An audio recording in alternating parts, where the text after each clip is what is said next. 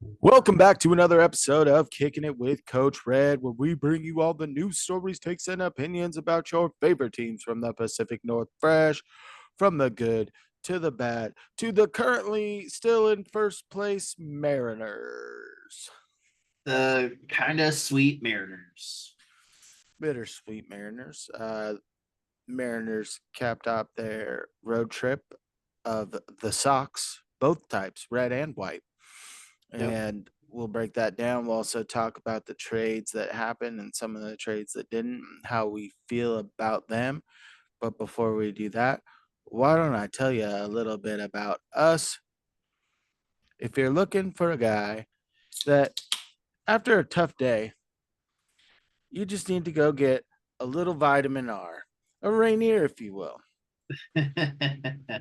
Rainier is crisp, it is cool. The hops are from Yakima. It is a Washington staple. And if you don't know, now you know. Bottom. Kind of like me and my takes on the show. If you don't know, you're about to find out. And if you're looking for a guy like that, you're looking for a guy like me, your boy, Coach Red. You can find me on X at the real Coach Red, on Instagram at the real underscore Coach Red, TikTok at the real Coach Red. Also find the show over on YouTube. Search Kicking It with Coach Red. Like, subscribe, hit the bell notifications, and leave a comment or dose. And if you're looking for a guy who looks like he's been living in the mountains and is going It's to give true. you some very rustic takes on the Mariners, just like he's straight from the Rockies. The mountains are blue with this Coors Light boy, Kane. No, that's I'm Yep, not even gonna say it. great All right. intro. I'm Kane. Yeah, you can find me over on Twitter at Kane2406, over on TikTok, Kane0624. Also follow the show's socials on Twitter and Instagram at Coach Red Pod. Pause, pause, pause. Do it. Freaking do it. Mariners coming off of getting swept by the lowly Angels do a little housekeeping of their own with the Yes. sweep in Chi-Town to keep that just never-ending losing streak for the Chi Sox going. Kane, hit me with that score from Friday night's game. The Mariners win 10-0. That's And pretty good. oh boy, this was after the news of us getting Randy Rosarena, and the vibes were on for this team. They plated 8 in the first inning, so that was pretty exciting. They didn't really do a whole lot offensively the rest of the game. About two more the rest of the game. But in Yeah, that first inning, you have back to back to back jacks courtesy of Josh Rojas, Dylan Moore, and Victor Robles. yeah, that was absolutely electric. Oh my goodness. Not to mention, I'm pretty sure Garver went 3 for 3 that day. And So he was on base five times. yeah, everybody seemed like they hit except for Mitch Haniger. Don't So worry. He actually had an okay little roadie. yeah, and George pitched Well, fantastic.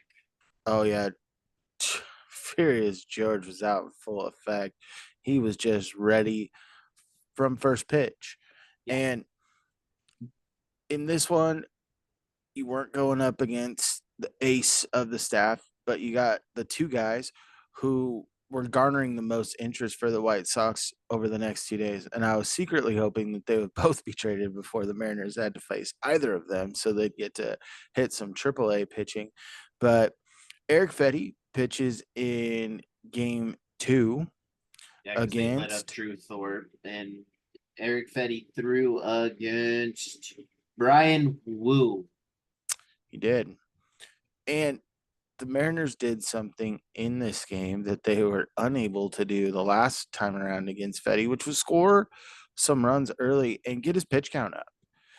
Granted, they were going limited innings with him in Crochet, just be in case they were going to be dealt. You didn't want to blow it up, but he only got you 4 innings, if I'm not mistaken, in this game. Gave up Uh, 3 earnings, 5 total earned runs, if I'm not mistaken. 3 earned runs. He walked to 6 hits. and Wu goes a little When, bit shorter in the start. Wasn't yeah. feeling great. The hamstring tightened up on him, which was a little concerning. But they come out with the dub. The game just felt closer than I wanted it to be the whole time. But you said it a little bit earlier. Jorge Belanco, baby.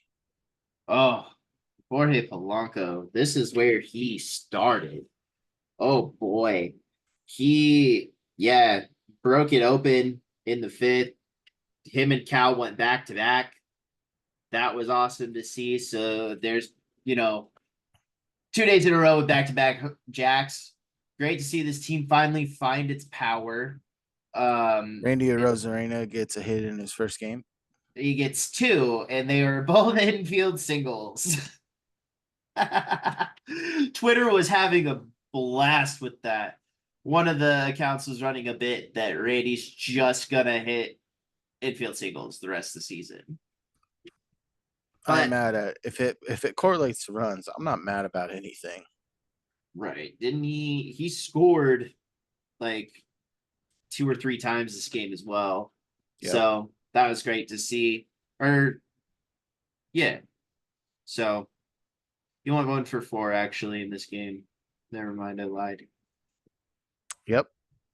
Like I Oh said, well. one hit. But bullpen came in, did its work. The only other run given up, or no, those were unearned runs, weren't they? Mm-hmm. No. Well, the only person that gave up a run per se was Gregory Santos. So Yep. Then you get into Sunday, getaway day. Bryce Miller comes out hot, gives you 6 and a third, if I'm not mistaken. 3-run ball. This is another one where it's a little bit tighter than you want, but Jorge, can you see? yeah.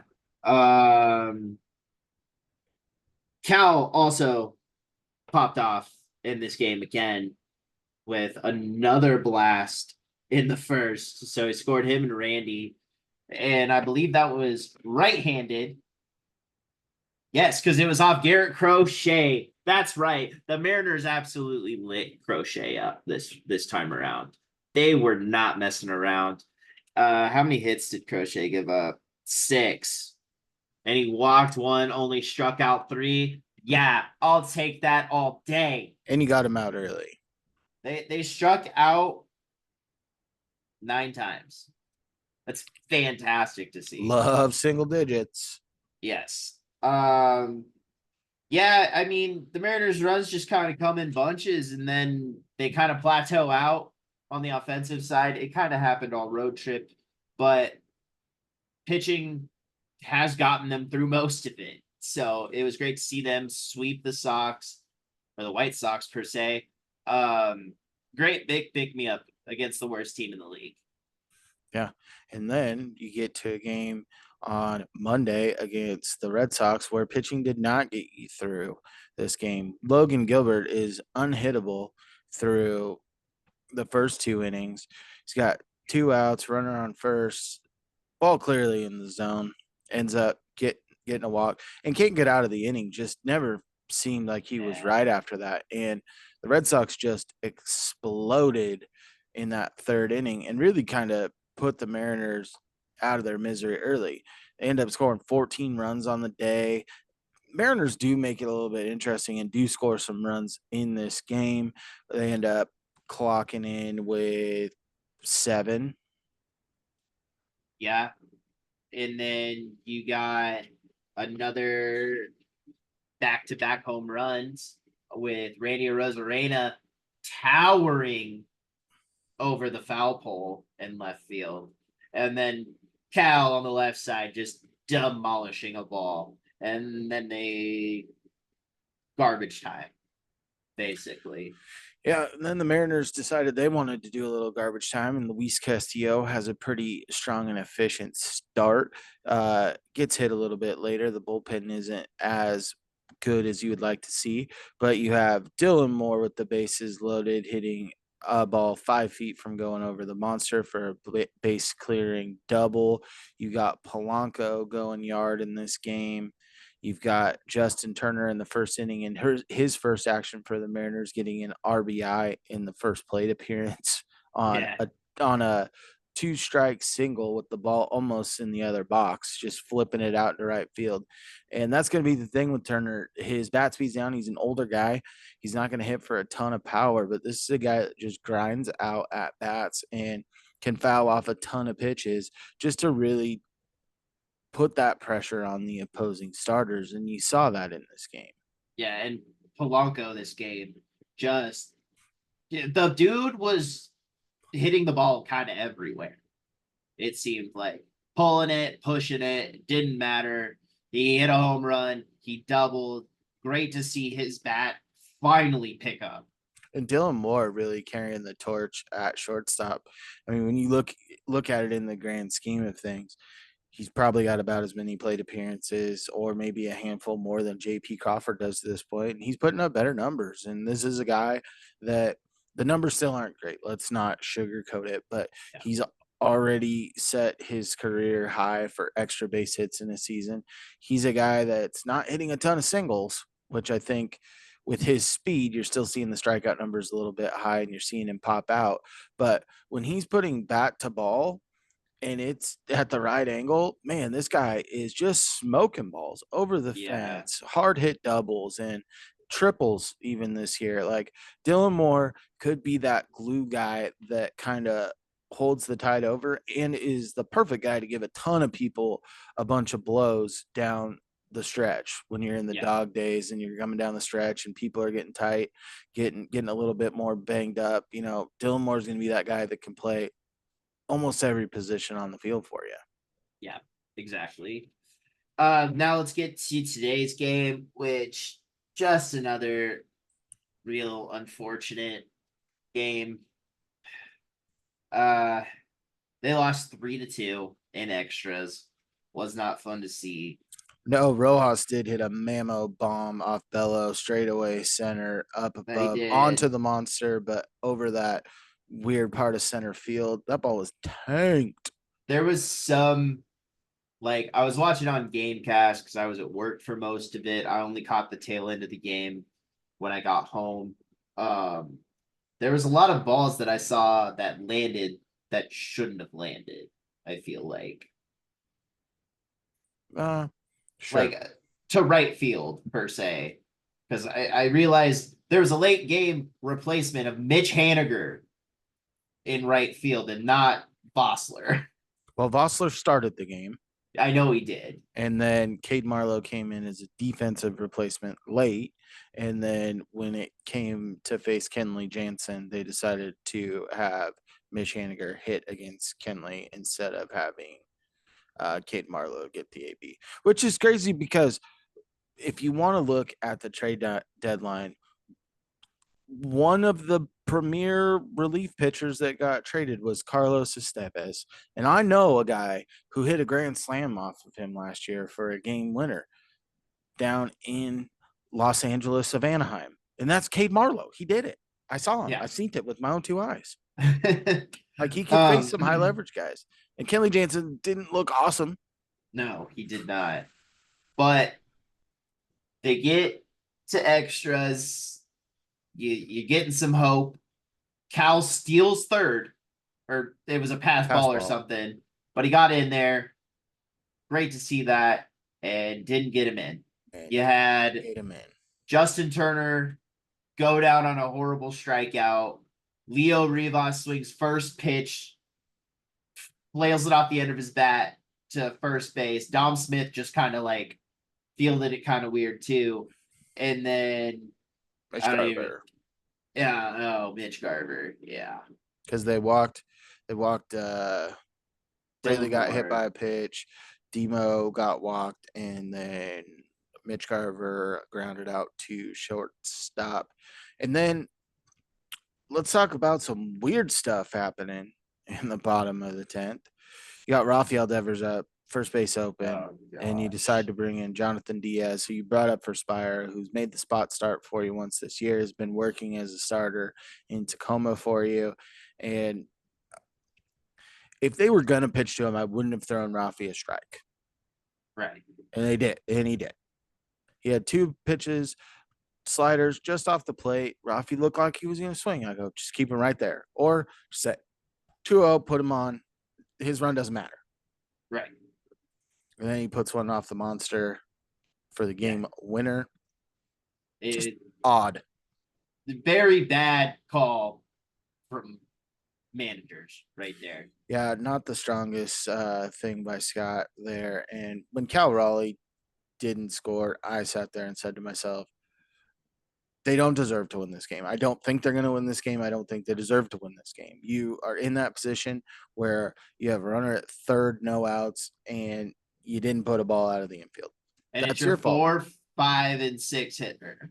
Well, granted, I'll be Leo interested to see. Rivas I'd was a be interested defensive to see why Polanco was pulled. It was a knee thing. It's just probably load management. He got pulled in other games.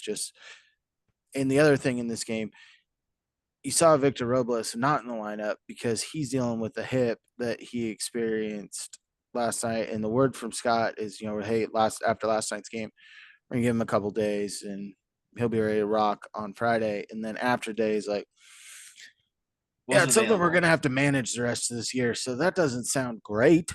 No, and he's been your hottest hitter. Hands down. And I think that I think Julio Rodriguez is closer than we think. Slaughter to be back soon. I think JP is going to probably be on the closer end to 4 weeks than it's going to be to 6 because him and Julio are already playing catch. It's pretty tough to do if your pinky's broken to have a catch. So that's some good news there. But if you want to look at the silver lining, Luke Raley had been slumping and he's been coming up pretty decent. A couple of hits yesterday, a couple of hits today, a couple of hit by pitches. He's not afraid to wear it. He's a menace on the base pass. And, with all that being said, when you come out of this road trip, you're coming off of a horrendous homestand coming out of the break. You knew that you're playing the White Sox and you needed to take advantage. And you got a tough matchup coming up with the Red Sox. And I think that if you were to ask most Mariners fans, probably got a little excited about Randy and other deals that were made, right? So you were feeling a little bit good. But before that trade was announced, you probably could have convinced a lot of people if they went 3-3 on this road trip, it would probably be a decent road trip. A big shout out to the Pirates for taking care of business against the Astros to really give the Mariners that chance to still be in first place. Yeah, Astros are winning right now, so. Well, they were not when I looked at it earlier. Yeah, they're down by 1 or up by 1. So, one thing before we jump into trade stuff, post game, reporters talking to Mitch Garver says he's getting death threats. Go kill yourself. All this stuff. Not okay, fans. Let's not do that. We're better than this. He's slumping. It's, he's kicking himself harder than, we give him credit for. But that's just not okay as a fan base to hate a player like that. It's a roll of the dice every single year. You never know how you're going to be from year to year. So let's just be better. I mean, Mitch Garver today arguably was the worst player on the field. Agreed. He had 4 at-bats with runners in scoring positions with 2 outs, and he grounded out or struck out in every single one of them. And as a fan, it's okay to be frustrated. It's okay to be upset. It's okay to be happy. It's okay to do a lot of things. But like you're saying, going after a guy's family, after his well-being, the negativity has got to stop. Baseball is not an easy sport to play. No. With the specialization that you see and analytics driven, try hitting something, a round object with another round object, when one round object is being thrown between 90 and 103 miles an hour with movement Yes. involved. And you want to know how long you have to hit that? 60 feet, 6 inches. And with some of these guys in their extension, they're releasing that ball at 57, 56 feet from home plate. Like, this is not easy to do. You look, and it's gotten exponentially harder as the game has evolved and players have evolved and the metrics that you can look at. We're never going to see a 400 hitter. Stephen Kwan has been hot all year, above 350, but you look at the number of 300 hitters in the league right now compared to 10 years ago. Go back 20 years, and it's just night and day. It's crazy because the game's that much harder. And like you were saying, when you're in a slump and you're not performing to the expectations that you even have for yourself, you're your hardest critic. These guys, it's been frustrating. We've talked about, get the sage, get the good vibes in there, get all this stuff out of there. If the fandom is perpetuating negativity, it's going to seep into the clubhouse. It When someone hears a boo, they're not like, I didn't think that I thought we were playing good. I didn't know we were playing bad, but I heard the boos. Maybe we should play better. It's not like a switch that you can turn on and turn off. And we saw some good things on this road trip. And you've got a team in the Philadelphia Phillies coming in that have lost 4 games in a row. Just got swept by the Yankees, lost the series finale against the Guardians. They're a team that's scuffling. I don't think the Mariners are going to sweep them. I think that the Phillies are due. They got the best record in baseball, right? Yeah. But I expect there to be a buzz in the stadium this coming weekend. I'm going to be there on Friday. I'm going to give Mitch Garver a standing ovation. He's been the biggest frustration for me all year, but he has had his moments, and that's the thing. Baseball's a game of moments. Yeah. You don't sit there and go, "Oh man, you know, this game was just a really well played game," and you don't remember anything from it. Just looking at today, Josh Rojas going upper tank after the guy had gone like almost 2.5 months without a home run. Parks one in Chicago, and then goes Does dead again? center at Fenway. That's crazy. I'm gonna remember Demo smashing a ball 3 feet from the top of the fence off the monster to really propel the lead, right? Yeah. You remember moments. In 2 weeks, are you going to remember that Mitch Garver was 0 for 1,000 in this game and didn't have any RBIs? It'll linger, but I'm not going to sit there, a month from now and go, it really bit us in the butt. That game from Mitch Garver. No, but Right. it's a game of moments. Enjoy the moments. You can't Right. dwell on it. It's why they say turn the leaf, move it over. It's a long season. It's not like they're playing 20 games here, folks. It's 162. Go out, do your work throughout the rest of the season, and go get it done. And leave Mitch alone. Yeah. That's all Be I better, have. Mariners fan. Be better. Be better. All right. Trades. Let's Trades, go trades, to our trades, picks to trades. click. Oh, yeah. That's Maybe you right. should stop trying to run the show, Kane. I lost. My guy got optioned. Oh, your guy got option, and my guy was hot heat until he had a little hip injury. Yeah. And I was very tempted to give myself a half point because I wanted to pick Jorge Polanco. Every time I picked Jorge Polanco, it has bit us in the ass. And I said, I want to pick Jorge, but I'm not going to. I'm going with Victor Robles. And they were both fire. That's true. They were. So that puts me one up on picks to click for the year. I think we were tied right before this. So, Kane, who is your pick to click for this next week? Give me Randy Rosarena coming to T-Mobile Park for his first homestand. Randy's gonna get that place popping, dude. He really is. You're gonna see him come up. He plays the best against the best talent, and the Phillies are just that. I know they're on a skid. I believe they've also lost last four out of five series, and I expect Randy to do big things at good old T-Mobile Park. Coach Red, who's your pick to click this week? Easy. Not Randy Rosarena because you already chose him, and that's why I give you the option. I could go with the other newcomer making his Mariners debut over the weekend at T-Mobile Park and Justin Turner, but nay, I say nay. I say I want some more. Give me Want some some D. more. Give Give me you some D as Dylan well. more.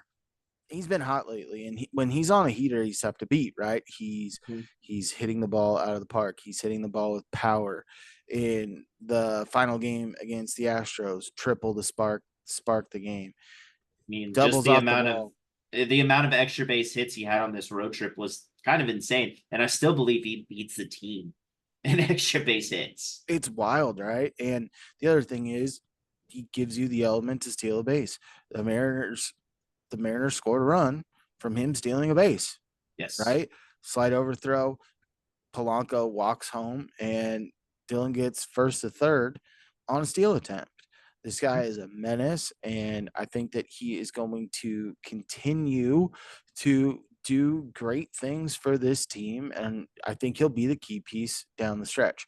Also, looked at some things from since our last episode, and last episode we had talked about each year you kind of have that guy that's kind of your catalyst, right? That kind of unsung hero, and how we haven't really had that except for Robles as of late. But we've also seen a little bit of that from Rayleigh. We've also seen a little bit of that from Rojas at points in time. But if you go back, we had that 2 year gap the last 2 years where we can remember. Last year, it was Mike Ford. And the year before that, it was Carlos Slam Tana. Yeah. Then it was Slam Tana and Haggerty. And then you had your time with Demo before that. So just wanted to touch on that before we go to the trades. And we'll kind of go in order of the trades that were made. And you got the packages pulled up in return. Nailed it. So we'll start it off. I'm The sure you have it up. Mariners Mariners decided to turn on the hot stove this year and Yes. made a splash for a big name whose numbers on the year haven't been great, but have been great the last 2 months. Let's And that's Randy Rosarena. And they this gave is a up guy, all-star last year, competed in the home run derby. Also heard some stats like his OPS in the playoffs is third all time behind Babe Ruth and Mickey Mantle. Number 3 in career OPS in the playoffs is Randy Arozarena over yeah, the course of like 33 games. he is insane in the playoffs. He really is. And they gave up their number 20 prospect and 11 prospect, which kind of just took me by surprise. I mean, you and I were up till the Too late. late I was out. about ready to go to bed when that thing dropped, and then I was Same. up way too late. And we were talking about it. I mean, it was Brody and Aiden Smith, and they're as great of prospects as they can be, right? We've talked about it before, they're prospects. But to give up that little, it seemed, you didn't have to dip into your top 10 for Randy is absolutely nuts. Yeah, I mean, Love it. huge. Next trade that was made was with the Blue Jays, and it was for relief pitcher Yimi Garcia. I also love this trade. And you give This up Jonathan Class A, you give up low minors catcher in this deal as well.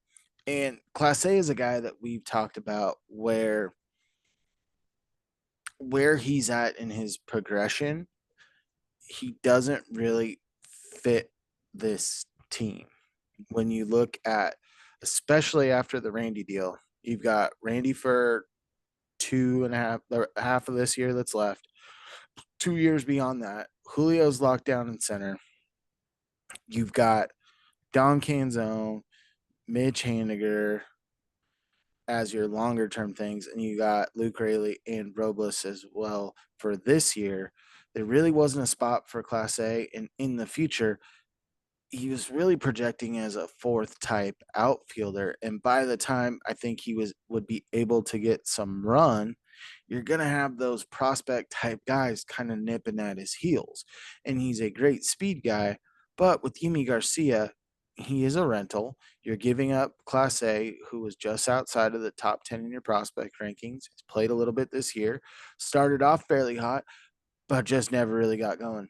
Probably all not all his fault, as he didn't get consistent playing time after that first little hot stretch in any of his other times in the bigs.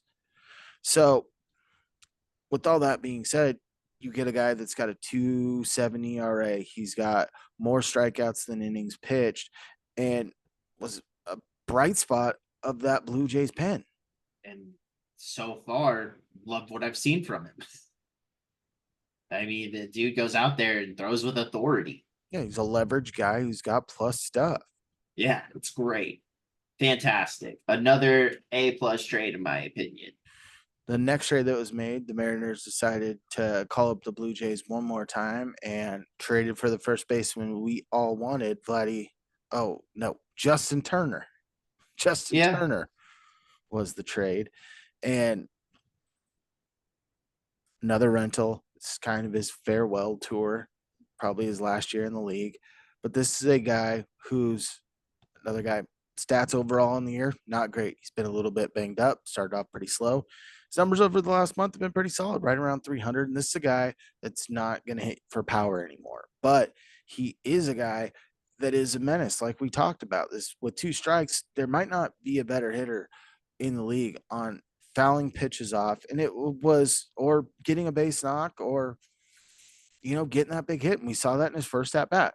Gets down 0-2, fouls ball off, gets to 1-2, then slaps the ball into right field.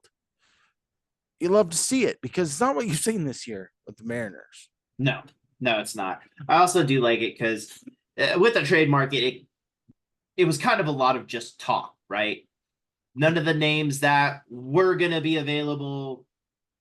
I mean, it's tough. The Mets picked up. They're on a hot streak fighting for a wild card spot.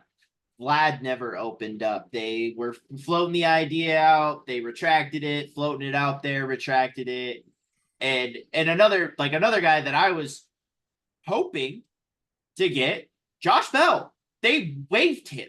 You would have given up pennies for it. And I think that would have also been a good power guy at first. Yeah, but you also had the Diamondbacks have their first baseman go down. They swing that deal. But I like Turner in this spot. And once again, low costs. We have players in the Mariners top 10 are not getting touched this deadline. And let's finish it off with a homecoming of sorts. JT Chargois is coming back to the Mariners from the Marlins. And he is not a guy that has the gas out of the bullpen, but the Mariners have a lot of those guys. But he is a guy who's missed a little bit of time due to injury this year, but he's rocking a 1.7 ERA, and the guy throws about 57-60% of his slider. Well, JT, welcome to the new age Mariners. You're going to throw that pitch a lot more. Yeah. Because it's filthy. I take it he's reporting Friday.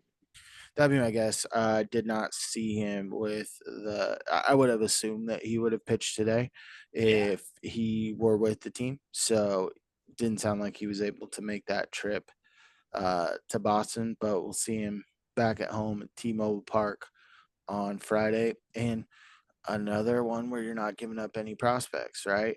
So JT Chargois has not played yet. You've got 2 games of Justin Turner. You're sitting with 5 games of Randy, and you're sitting with 3 outings for Yimi Garcia. And let me take your job and give you some stats. Statosaurus Rex. All right. Randy Rosarena, since joining the team, is 6 for 19. calculates out to a 316 batting average. He has 1 home run, 1 double, 2 RBIs, and 5 runs scored. Tom Banks. Justin Turner, 3 for 10. I didn't even have to pull out the calculator. I knew that he was batting 300 off that. All I would 3 hope hits have been so. singles, but he does have 2 RBIs in 2 games with the Mariners. And then Yimi Garcia, 3 innings pitched, 0 runs given up, 1 hit allowed, 3 Ks, 0 walks. Yeah, it's been great. It's And gonna hopefully continue. I mean, you got Polanco heating up right now. This team needs to get in a little bit of a better spot, right? But if you get the right pieces going, right? We've talked about it all year. We've never had a continuous people heat up at the same time, and we're getting into August. Our best our best time of the month last year was August, and they were on fire. So well, Julio batted almost 500 that month. yeah, That helped quite a bit. you're also getting him back Sooner than soon. later. So when you look in the grand scheme of things, there were a lot of high leverage relievers traded at the deadline. And the one that everyone thought was going to move, unfortunately, landed himself on the injured list in Mason Miller. And you had some names go. You had, was it Scott from the Marlins? 4 prospects for him. Rocking like a 3 You had ERA. Carlos Esteves that got the 2 top pitching prospects from the Phillies. And when you look at what the Mariners gave up for Yumi Garcia, which he's probably in tier 2 of the relievers that were traded, but pretty high on that tier 2 list, to basically give up a 4th outfielder type that really does not have a shot at really being a consistent contributor to your major league team, and like a single or double A catcher, sign me up, baby. All Right. day. Right.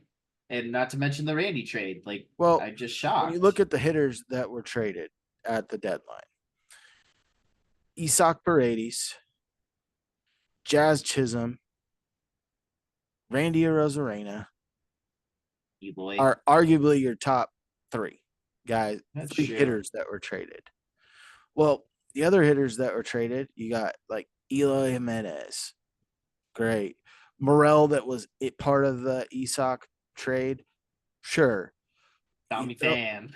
Yeah, all of these guys. Soler, right? Soler retreading back there. But I would think that when it comes to pure hitter value, Justin Turner's easily top 8 hitter that was traded. So when you look at this, you got 2 guys in the top 8, 1 guy in the top 3, probably the most impactful guy, the most impact potential with with Randy Arozarena. He's not been that so far this year, but I digress. He's heating up, if you will.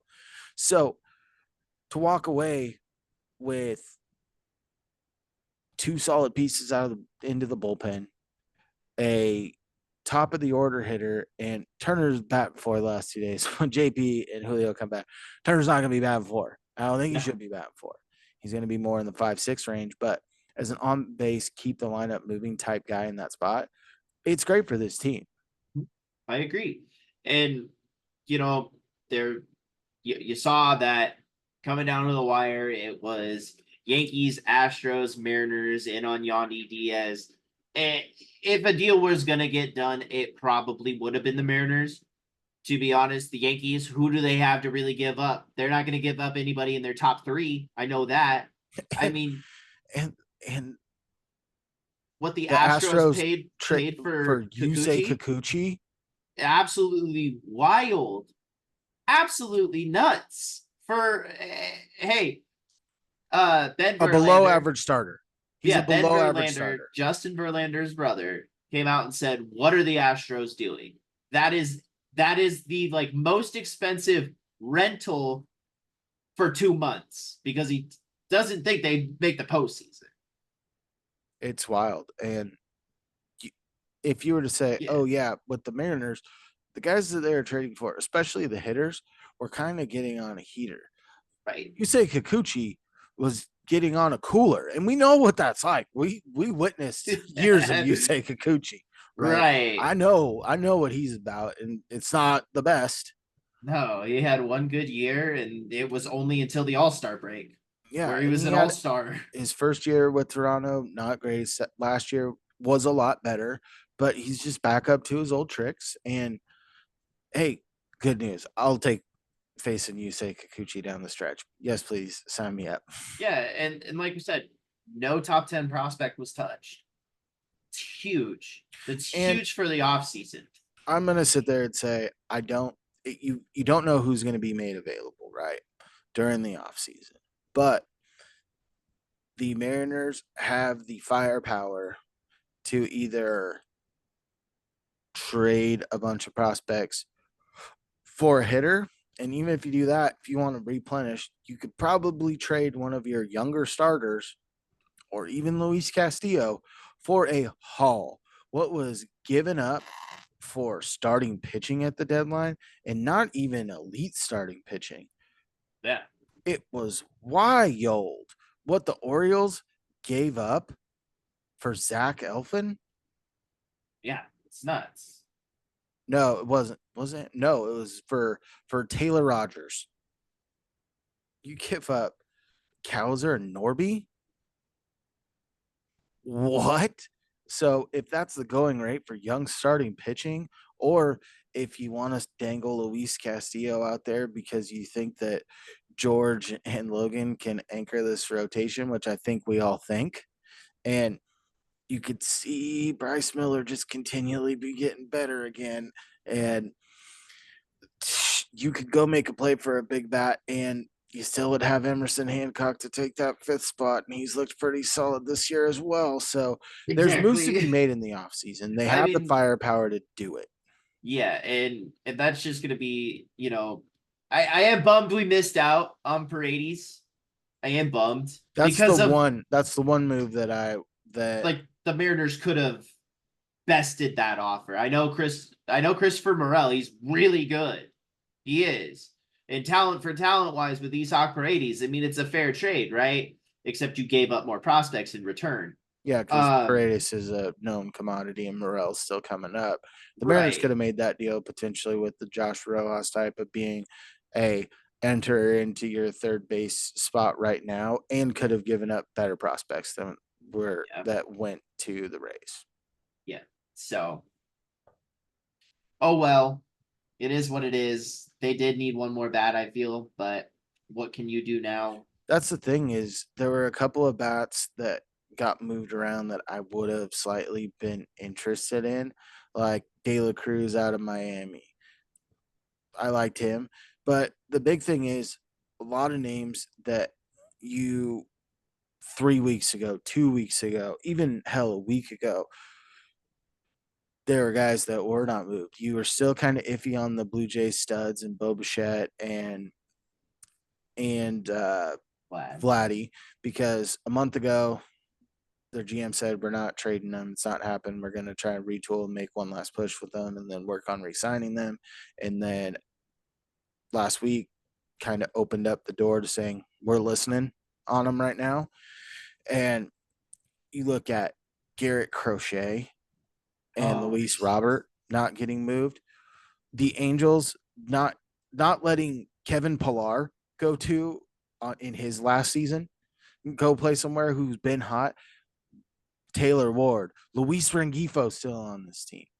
yeah. I It mean, was and wild. then Tyler Anderson as well, right? Yeah, All-star Tyler pitcher. Anderson. Like Brent Rooker is still on the A's. The A's, the only trade they made was Paul Blackburn. No, Oh, it and was it Ursig. was it was Ursig. They didn't. I don't. Did Yeah, they? they No, they traded traded Blackburn Blackburn to the to Mets. Mets. But Yeah. the only other name that I would have been intrigued for the Mariners to make a play for was Isaiah Kiner-Falefa, as he did get moved and could take shortstop reps. So Demo's not playing there every day. Can play He was third, hitting well. can He play was hitting well second, this year. can catch. Yeah, this has probably been his best offensive year. That would have been a guy that would have been a good bridge guy to have down the stretch until JP gets back. And when he does get back, you have kind of endless Cleffa that's played possibilities. everywhere in the infield but first base to my knowledge, and then you have Dylan Moore that could play all the rest of the positions. Exactly. Right? It's great. It would have been Uh, a fun tandem. It would have reminded you of 2022 with Demo and Haggerty just here, there, and everywhere, just making plays and propelling you and providing that spark to get you the postseason. But I think with the moves that were made, what do you give the Mariners trade grade overall for the whole kit and caboodle? um, I'll give him a B plus because they also got Stanek out of there, and oh boy, did he already let Mets fans know who he is. Um, the weird thing with Stanek is that he was when he was on, he was on. When he's off, he is horrible. And he So been off for a good 2 weeks. yeah, and got to get that out of there. So I say overall, it's a B plus. Coach Red, what do you give him? I'm giving him an A minus because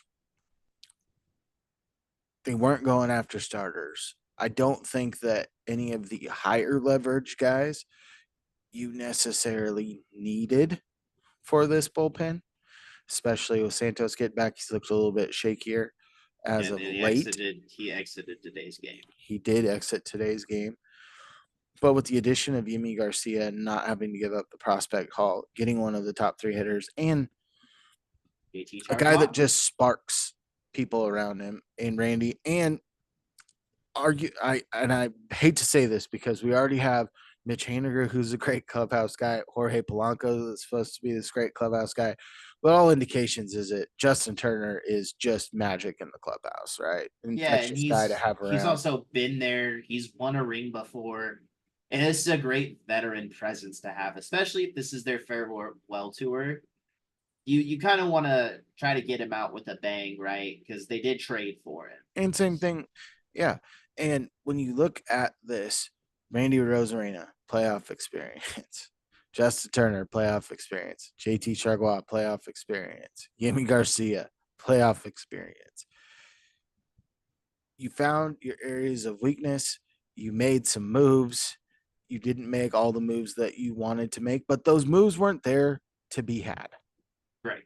So they did the best with what they had in front of them, basically. And we can all be like very disappointed. Yeah, they needed another bat.